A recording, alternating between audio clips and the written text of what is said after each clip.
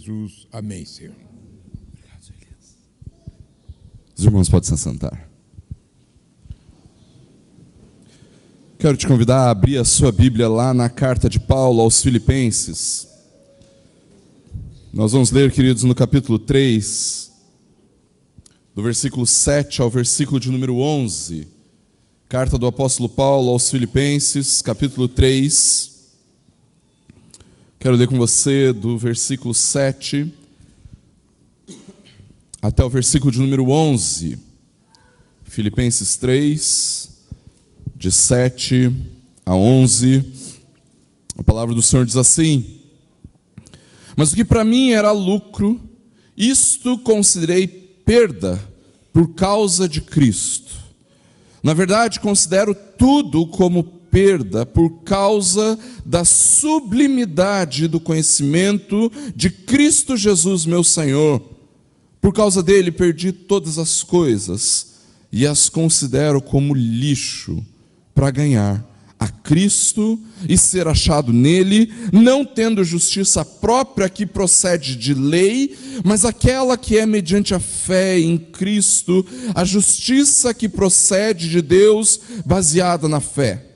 O que eu quero é conhecer Cristo e o poder da sua ressurreição, tomar parte nos seus sofrimentos e me tornar como ele na sua morte, para de algum modo alcançar a ressurreição dentre os mortos. Vamos orar mais uma vez, queridos. Deus, em nome de Jesus, nós clamamos para que nesse momento o Senhor graciosamente fale ao nosso coração através da Tua palavra e que nós sejamos impactados com o conhecimento da Tua palavra e o conhecimento de Cristo.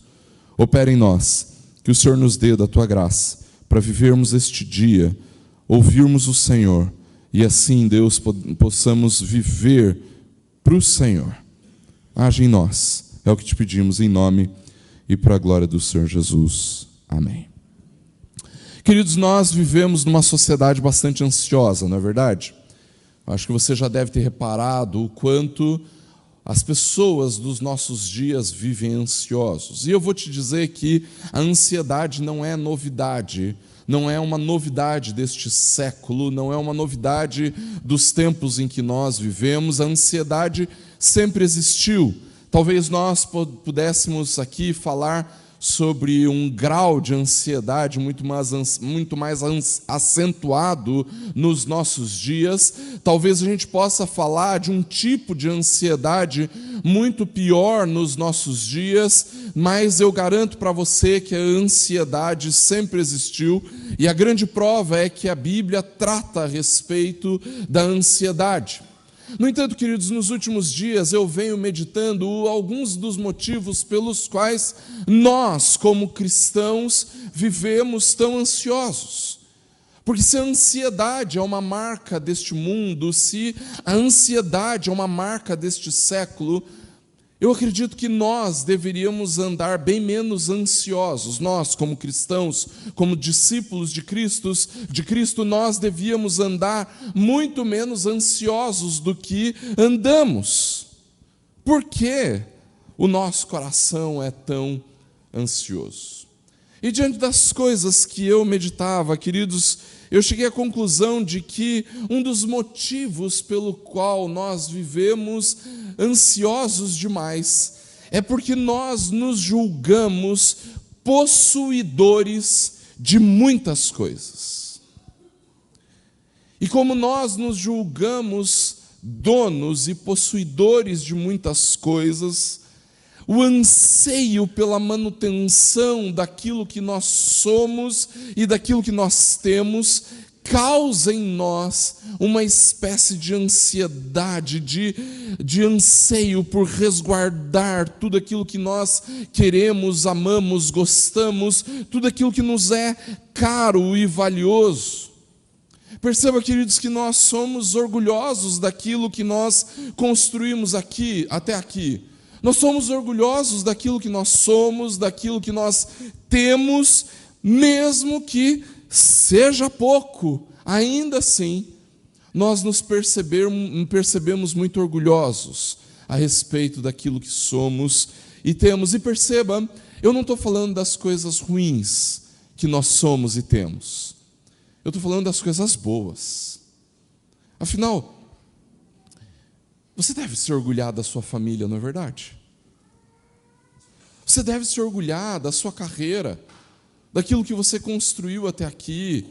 Você deve olhar para a história que você viveu e para tudo o que você construiu e falar assim: puxa, até aqui eu tenho vivido uma vida boa.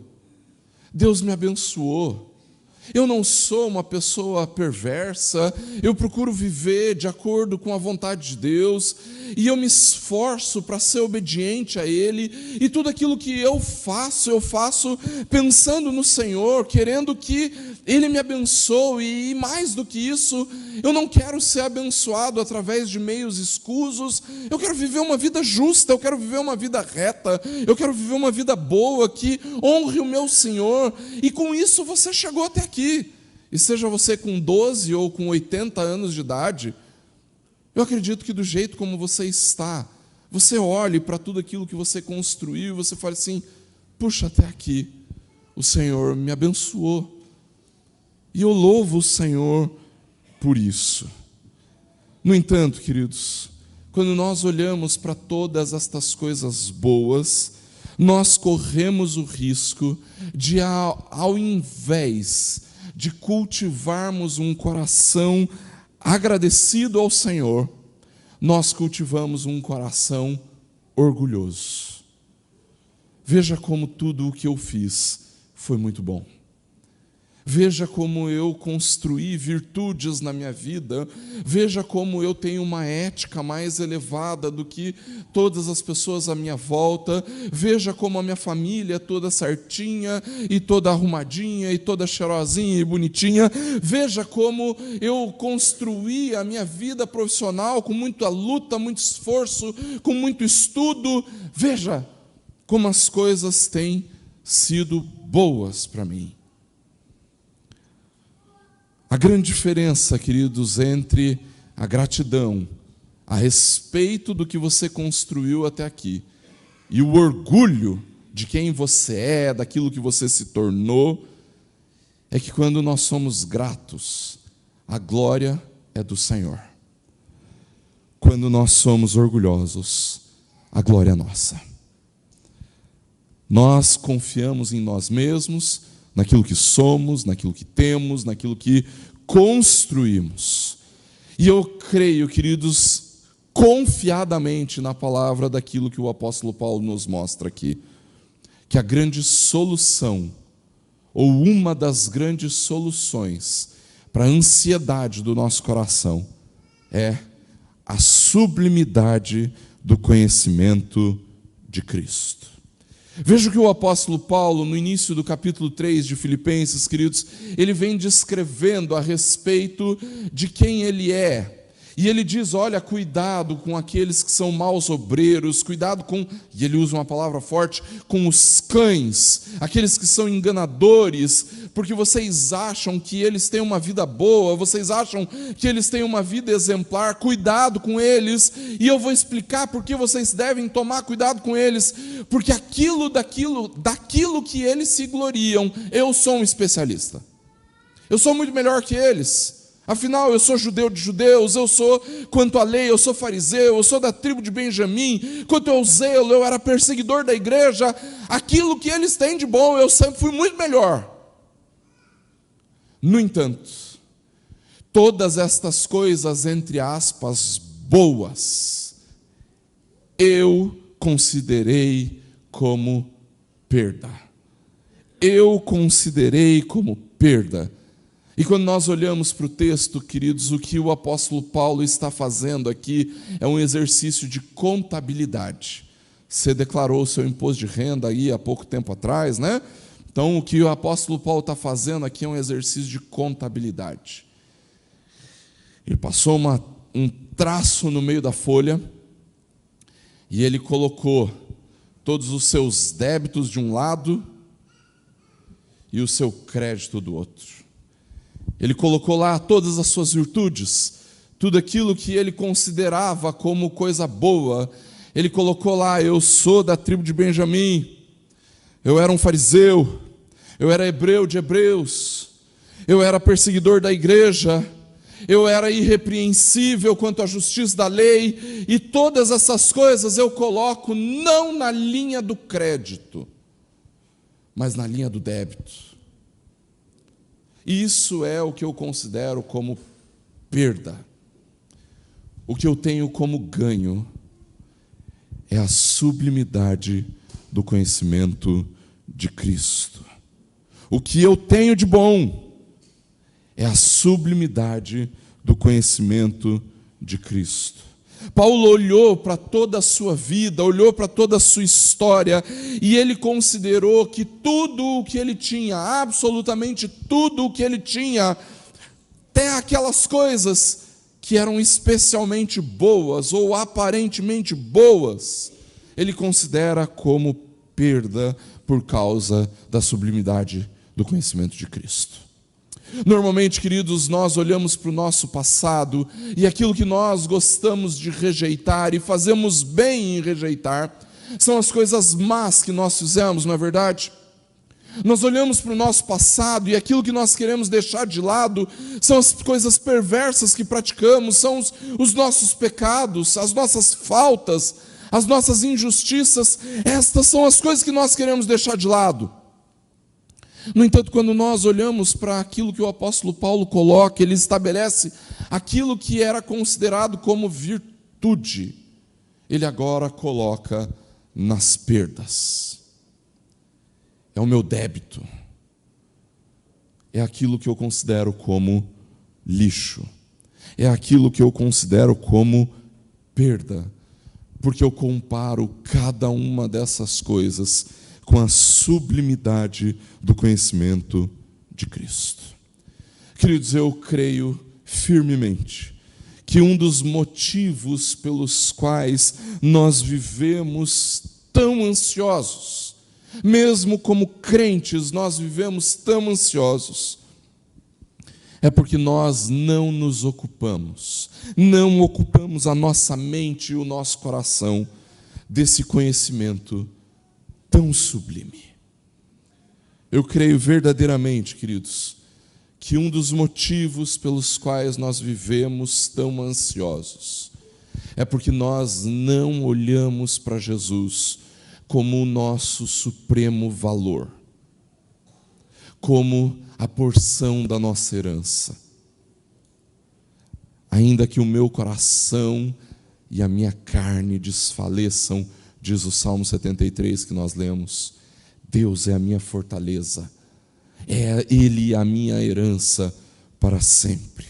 Queridos, Paulo reconhece nesse texto que ele vive no universo de Deus, que ele vive na realidade de Deus, e é exatamente por isso que ele reconhece que o mais importante dentro deste universo de Deus, dentro dessa realidade de Deus, é conhecer a Deus, é conhecer a Cristo como seu Senhor. Essa é a realidade mais importante, é mais importante do que política, do que esportes, do que filmes, do que redes sociais, é mais importante até do que família, é mais importante do que carreira, é mais importante do que trabalho. E nós passamos a conhecer Jesus justamente quando nós desviamos o olhar de todas essas coisas, até de nós mesmos, para olharmos para Cristo como a nossa justiça. É isso que ele diz no versículo 9, ser achado nele, não tendo justiça própria. Quando nós desviamos o nosso olhar de tudo aquilo que temos e que somos, das coisas quais que nós nos orgulhamos, queridos, e nós olhamos para quem Cristo é, para a sua justiça, para a sua bondade, e nós nos deixamos inundar da sublimidade desse conhecimento, queridos, então ali é um momento em que nós trocamos o orgulho, verdadeiramente trocamos o orgulho pela gratidão, por reconhecermos que tudo na nossa vida brota dessa fonte, a sublimidade do conhecimento de Cristo. Conhecer a Cristo é o que nós temos de mais valioso, mais valoroso, mais precioso, a nossa porção, a nossa herança, o conhecimento de Cristo. E aí, queridos, nós precisamos nos lembrar que o conhecimento de Cristo é como mergulhar num oceano. Eu tenho medo de nadar, e eu morro de medo de mar. A Marion sabe muito bem as agonias que eu já passei por causa de rio, mar, oceano, piscina, essas coisas. E quando nós vamos para a praia de férias, eu vejo as crianças brincando de longe, e mesmo no rasinho eu me incomodo. Mesmo no rasinho, quando elas estão ali, tranquilinhas no rasinho, eu fico incomodado. Elas estão de boia, salva-vida, tudo que podia estar. E mesmo assim aquilo me incomoda. No entanto, queridos, quando nós falamos deste oceano, deste grande oceano que é o conhecimento de Cristo, você vai concordar comigo que nunca é possível estarmos tão cheios disso, a ponto de estarmos completamente satisfeitos. Você vai concordar comigo que quando a gente entra só no rasinho, molha os pés, não é suficiente, não é verdade? Você vai concordar comigo que quando você quebra a arrebentação e você já está com água aqui na barriga, ainda não é suficiente, e mesmo que você dê um mergulho e afunde tudo o que você é naquele vasto oceano, ainda assim você sabe que não é o suficiente, porque a sublimidade do conhecimento de Cristo é ainda maior. É ainda maior. Nós sempre queremos mais deste grande oceano que é o Senhor Jesus. É por isso, queridos, que o grande desafio das nossas vidas, aquilo que deve capturar o anseio do nosso coração, não é aquilo que nós temos ou somos, mas é a sublimidade do conhecimento de Cristo. Para isso o nosso coração é orientado, para isso o nosso coração é desejoso. E assim, queridos, nós conseguimos encontrar cura para as nossas muitas ansiedades no conhecimento de Cristo, em quem Cristo é, naquilo que Ele revela a nós. Amém? Nós vamos nos preparar agora, queridos, para o tempo de ceia do Senhor. E para isso, queridos, eu gostaria de convidar